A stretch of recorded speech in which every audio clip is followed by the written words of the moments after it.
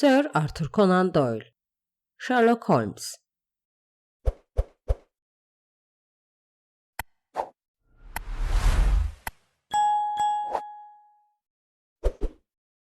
Kızıl Soruşturma 2. Kısım 4. Bölüm. Can Pazarı.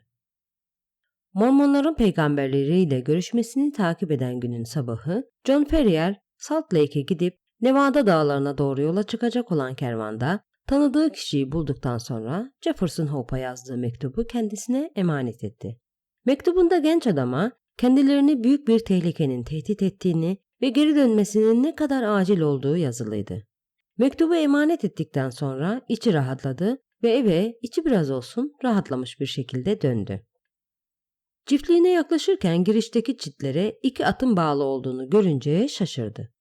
Evinin içine girip de oturma odasında kendisini bekleyen 2 genç adamı gördüğünde şaşkınlığı bir kat daha arttı.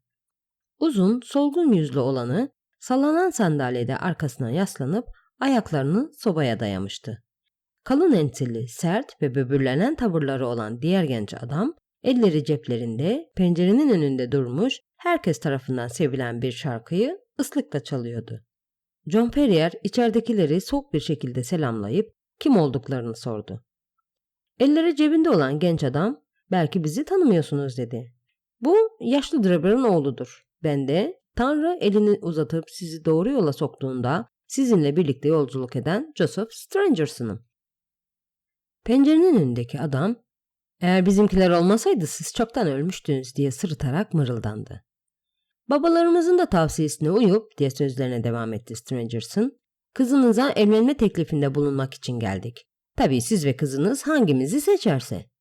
Benim 4 karım var ve Drebber kardeşin de 7 karısı olduğuna göre kızınızla evlenmek için sanırım benim daha haklı bir nedenim var." "Hayır hayır Strangerson kardeş," diye bağırdı Beriki.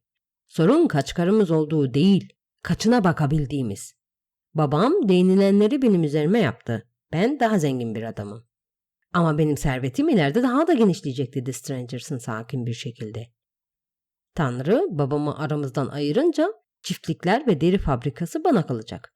O zaman ben senden daha zengin olacağım ve kilisede daha yüksek bir konuma erişeceğim." "Kararı genç kız verecek," dedi John Drebber aynasındaki yansımasına bakıp sırıtırken. "Her şeyi onun seçimine bırakacağız." Bu konuşma sırasında John Ferrier kamçısını 2 ziyaretçinin de sırtına indirmemek için kendini zor tutmuş, kapının girişinde öfkeden kuduruyordu. "Bana bakın," dedi en sonunda geniş adımlarla üzerlerine yürüyerek. "Kızım sizi çağırdığı zaman geleceksiniz ama o zamana kadar yüzünüzü bir daha görmek istemiyorum." 2 genç Mormon şaşkınlık içinde ona baktılar. Genç kızla evlenmek için aralarında verdikleri mücadelenin hem kız için hem de baba için büyük bir onur kaynağı olduğunu sanıyorlardı. Fakat işin düşündükleri gibi olmadığını anladılar. "Bu odadan çıkmanın 2 yolu var," diye bağırdı Ferrier. "Ya kapıdan ya da pencereden çıkarsınız. Hangisini tercih edersiniz?" Esmer yüzündeki ifade o kadar vahşice ve ince elleri o kadar korkutucuydu ki ziyaretçileri yerlerinden fırlayıp telaşlı bir şekilde evi terk ettiler. Yaşlı çiftçi onları dış kapıya kadar izledi. "Damadımın kimin olacağını aranızda karar verdiğiniz zaman benim de haberim olsun," dedi alay edercesine. "Bunun hesabını vereceksin," diye bağırdı Strangerson öfkeden yüzü bembeyaz olmuş bir halde. "Peygambere ve 4'lü meclisine meydan okudun. Bu yaptığından hayatının sonuna kadar pişman olacaksın." "Tanrı'nın eli üzerine sert bir şekilde inecek," diye bağırdı genç Drebber. "Tanrı sana büyük bir darbe indirecek." "Öyleyse ben de kendi darbemi indiririm," diye öfkeyle kükredi Ferrier. O ana kadar odasından çıkmayan Lucy yanına gelerek onu kolundan tutup da engel olmasaydı üst kata çıkıp silahını kapacaktı. Kızının kollarından kurtulmak için uğraşırken davetsiz misafirlerinin atlarına binerek oradan hızla uzaklaşmalarını kızgın bakışlarla izliyordu. Gidenlerin arkasından "Alçak herifler!" diye bağırdı. Anında biriken ter tanelerini silerek "Kızımı sizin karınız olarak göreceğime sizi mezarda görürüm daha iyi." "Bence de baba," diye cevap verdi Lucy babasına katılarak. "Dua edelim de Jefferson çok geçmeden burada olsun." "Evet, gelmesi uzun sürmez. Ne kadar çabuk gelirse bizim için o kadar iyi olur. Çünkü bir sonraki hareketlerinin ne olacağını bilmiyoruz." Bu yaşlı, azimli çiftçiye ve evlat edindiği kızına birilerinin akıl verip yardım etmesi için artık çok geçti. Tüm yerleşim tarihine bakıldığında yaşlıların otoritesine kolay kolay kimsenin karşı çıkamadığı görülüyordu.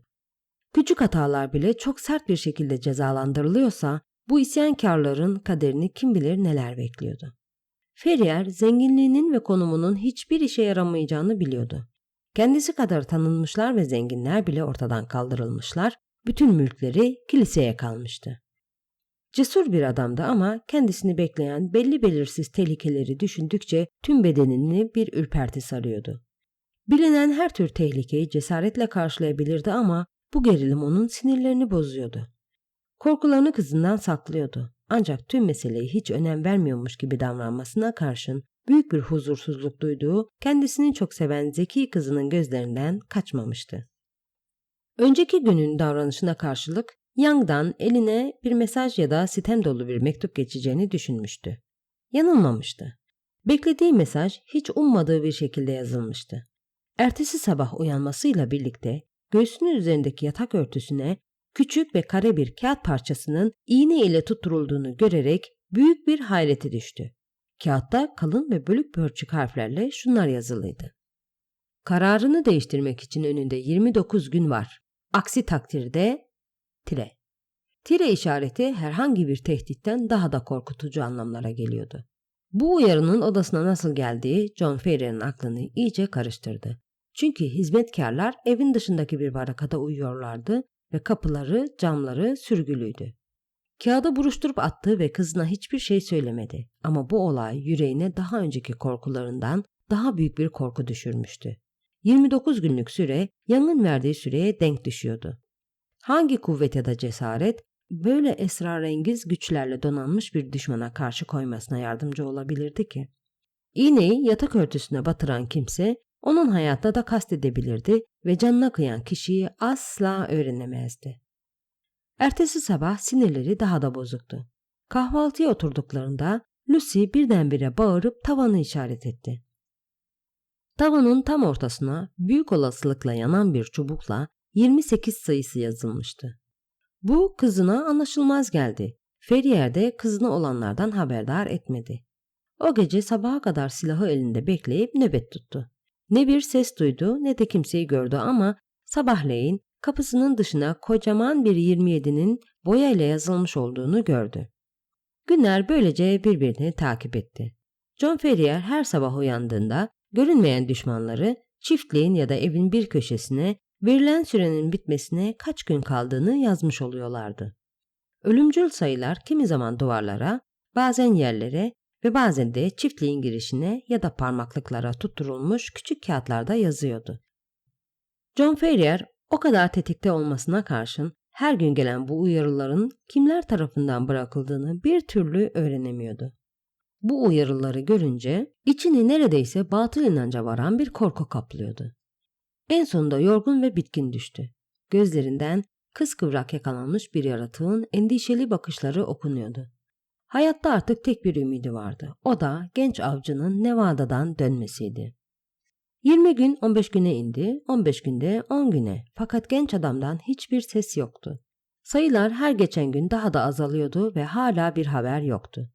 Ne zaman bir atlı yüksek sesle bağırarak yaklaşsa ya da bir arabanın sürücüsü arabasına koştuğu atlarına bağırsa, yaşlı çiftçi yardımın en sonunda geldiğini düşünerek heyecanla çiftliğin girişine koşuyordu.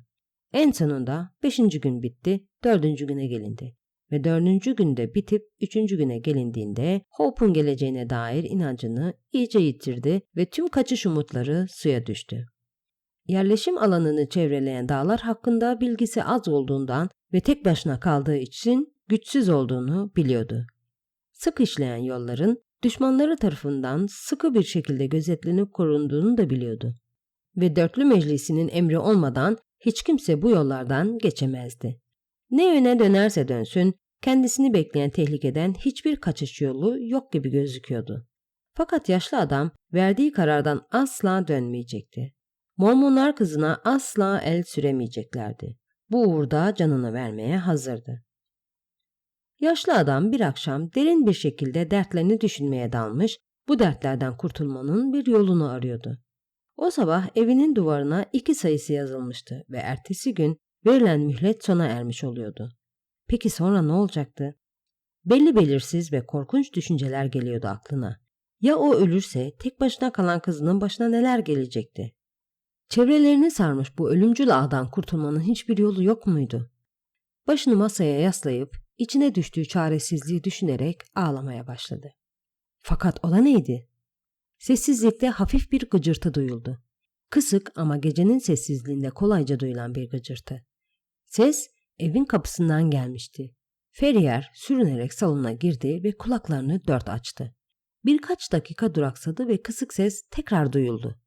Birisi yavaşça kapının aynalık tahtasına vuruyordu. Yoksa gelen mahkemenin kanun emirlerinden birini uygulamakla görevli bir gece yarısı katili mi? Ya da verilen mühletin sonuna gelindiğini yazmak için gelen bir casus muydu? John Ferrier savaşarak ölmenin sinirlerini laçka eden ve yüreğini ürperten gerilimden çok daha iyi olacağını düşündü. İleri atılıp sürgüsünü çekerek kapıyı ardına kadar açtı. Dışarıda her şey sessiz ve sakindi. Gece güzeldi ve yıldızlar ışıl ışıl parlıyorlardı. Çitlerle ve giriş kapısıyla son bulan küçük ön bahçe çiftçinin gözünün önündeydi ama ne orada ne de yolda hiç kimse görünmüyordu. Rahat bir nefes alan Ferrier sağa sola bakındı. Ta ki ayaklarının dibinde bir adamın yüzü koyun yerde yattığını hayrete düşerek görene dek. Gördüğü manzara karşısında o kadar korkuya düştü ki birden bağırmamak için elini ağzına götürüp duvara yaslandı. Aklına ilk gelen düşünce yüzü koyun yerde yatmış figürün yaralı ya da ölmek üzere olan bir adamın olabileceğiydi. Fakat yerdeki adamın yattığı yerden sürünerek bir yılan gibi çabuk ve sessiz bir şekilde içeriye girdiğini gördü. Adam eve girer girmez ayağa kalkıp kapıyı kapadı.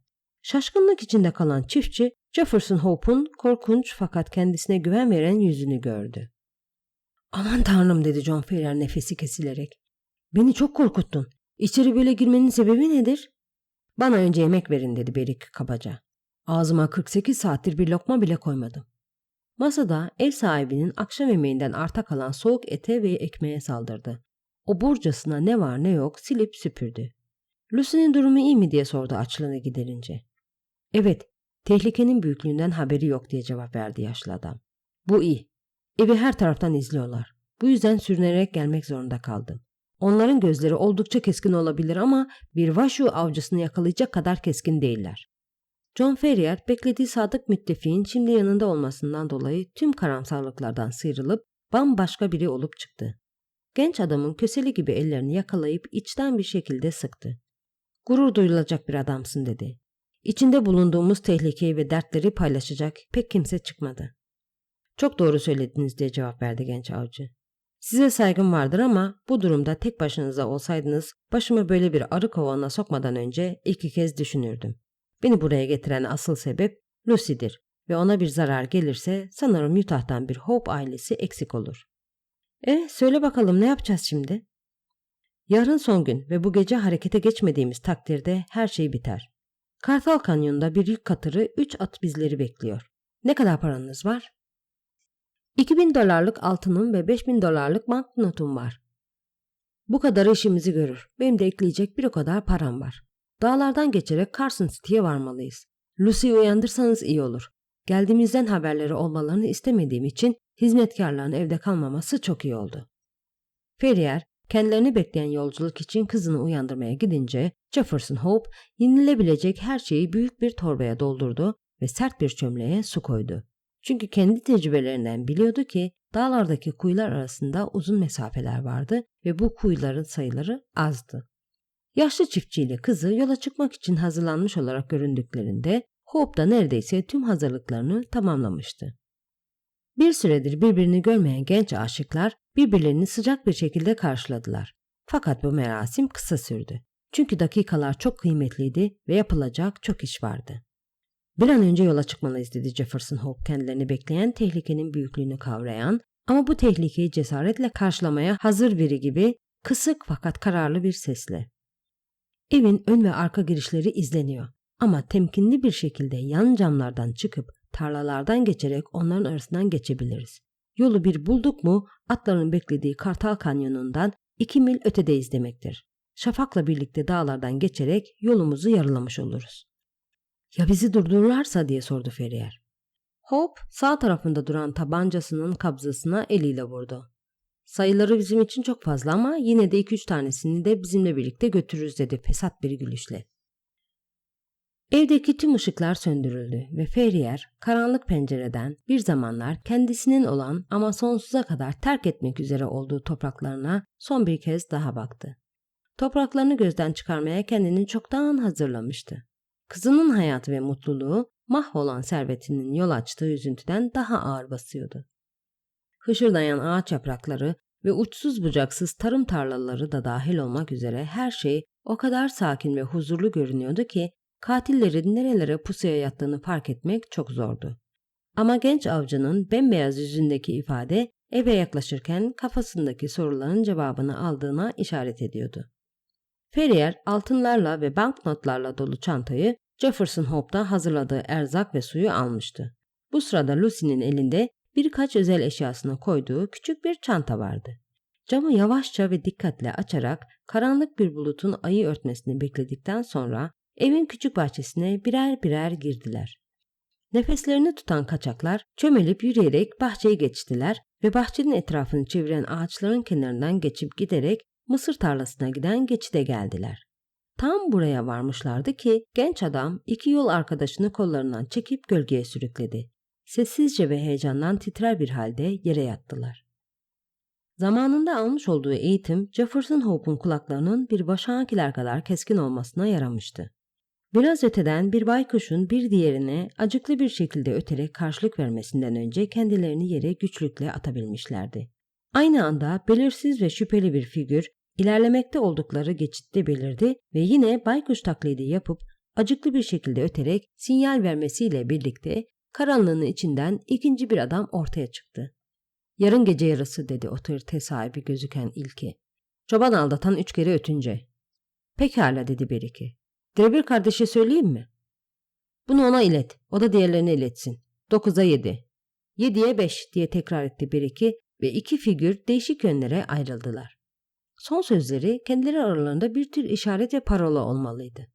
Ayak sesleri yavaş yavaş kesilince Jefferson Hope ayağa fırladı ve yol arkadaşlarının geçitten geçmesine yardım edip onlara tarlalarda hızlı adımlarla yol gösterdi. Bu sırada gücü tükenen kızın koluna girerek yürümesine yardım ediyordu. "Acele edin, acele edin," diyordu nefesi kesilerek. "Nöbetçilerin bulunduğu bölgeden geçiyoruz. Her şey adımlarımızın çabukluğuna bağlı. Acele edin." Ana yola çıkınca daha hızlı ilerlediler.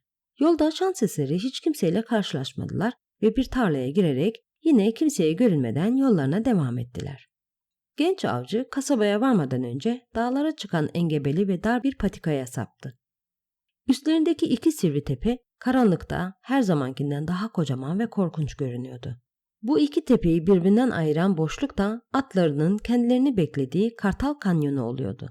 Jefferson Hope emin olduğu içgüdüleriyle iri kaya parçalarının arasından yolunu bulup sadık hayvanların iplerle kazıklara bağlandığı kayalarla gizlenmiş köşeye gelene kadar kurumuş bir dere yatağını takip etti.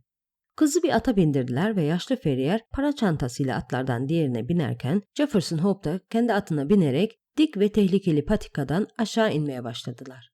Doğanın bu korkunç yüzünü görmeye alışkın olmayan herkes için korkunç sayılabilecek bir yoldan geçiyorlardı. Bir taraflarında pürüzlü yüzeyinde taşlaşmış bir canavarın kaburga kemiklerini andıran volkanik taşların olduğu karanlık, çetin ve yaklaşık 1000 metre yükseklikte olup insanı tehdit eder gibi görünümü olan sarp ve kayalık bir uçurum vardı. Diğer tarafta iri kayaların ve birikmiş parçaların yarattığı engebeli yol ilerlemeye engel oluyordu. Yol öyle düzensizdi ki bazen tek sıra halinde ilerlemek zorunda kalıyorlardı. Güçlüklerle dolu bu yoldan yalnızca usta biniciler atlarını geçirebilirlerdi. Ama tüm tehlikelere ve zorluklara karşın kaçakların yüreklerinde en ufak bir kaygı bile yoktu. Çünkü attıkları her adım sayesinde peşlerindekilerinden ve kendilerini bekleyen kötülüklerden biraz daha uzaklaşıyorlardı. Fakat çok geçmeden hala azizlerin topraklarında olduklarını gördüler. Bu sırada Lucy'nin korkup bağırarak bir tepeyi işaret etmesiyle yolun en tehlikeli bölüme geldiklerini anladılar. Yola tepeden bakan ve gökyüzüne doğru uzanan karanlık ve düz patikada bir nöbetçi tek başına duruyordu. Atlıların nöbetçiyi görmesiyle nöbetçinin atlıları görmesi bir oldu ve nöbetçinin "Kim var orada?" diye seslenmesi sessiz kanyonda yankılandı. Nevada'ya giden yolcular, dedi Jefferson Hope eğrine asılı duran tüfeğine elini götürerek. Hope'un hareketinden şüphelenen nöbetçi de parmağını tüfeğinin tetiğine götürdü.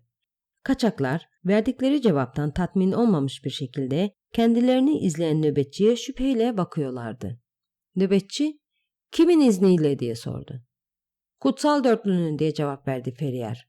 Mormonlarla yaşadığı zaman içinde edindiği tecrübeler ona adını verebileceği en yüksek otoritenin Kutsal Dörtlü olduğunu öğretmişti. "9'a 7 diye bağırdı nöbetçi. "7'ye 5 diye karşılık verdi Jefferson Hope hemen, bahçede duyduğu parolayı hatırlayarak. "Geçin, Tanrı sizinle olsun," dedi yukarıdaki nöbetçi. Onun bulunduğu yerin ilerisinde yol genişliyordu ve atlar tırıs gitmeye başlamışlardı. Arkalarına baktıklarında yalnız başına nöbet tutan adamın oturmak için yere doğru eğildiğini gördüler. Seçilmiş insanların sınırlarından çıktıklarını ve kendilerini özgürlüğün beklediğini biliyorlardı.